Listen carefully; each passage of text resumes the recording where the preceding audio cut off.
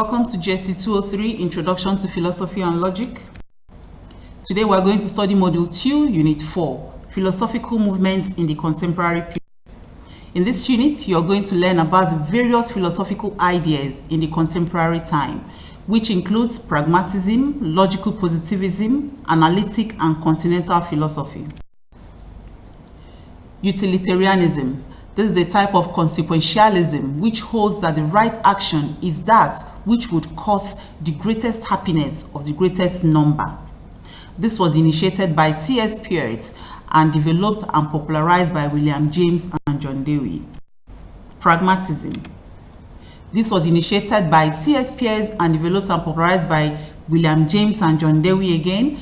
This theory can be interpreted to mean that something is true only insofar as it works in practice. Logical positivism.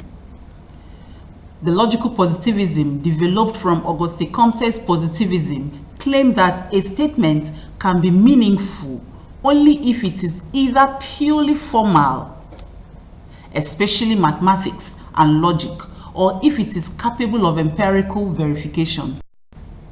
Analytic philosophy and Continental philosophy.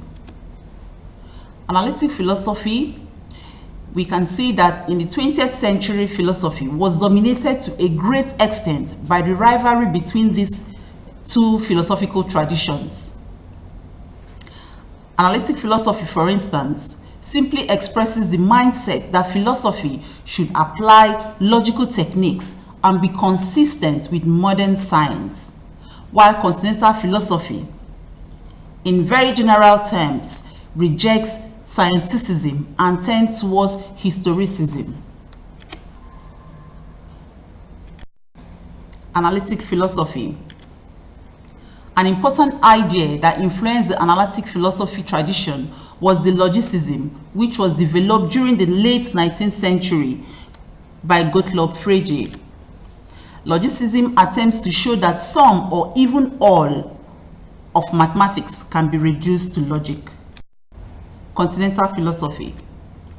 On the Continental philosophy side, an important figure in the early 20th century was the German Edmund Husserl. He was the founder of phenomenology, a great and very influential movement of the century.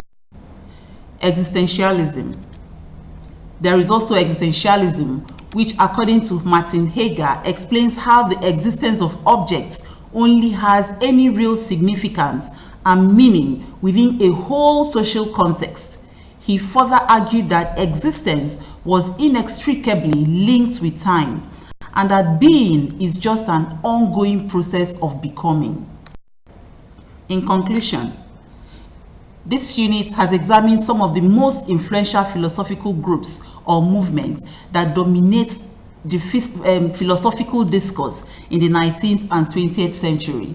It has pointed out that most of these movements were from, but not so restricted to, America and England. Thank you. Remember to refer to your course materials for further reading.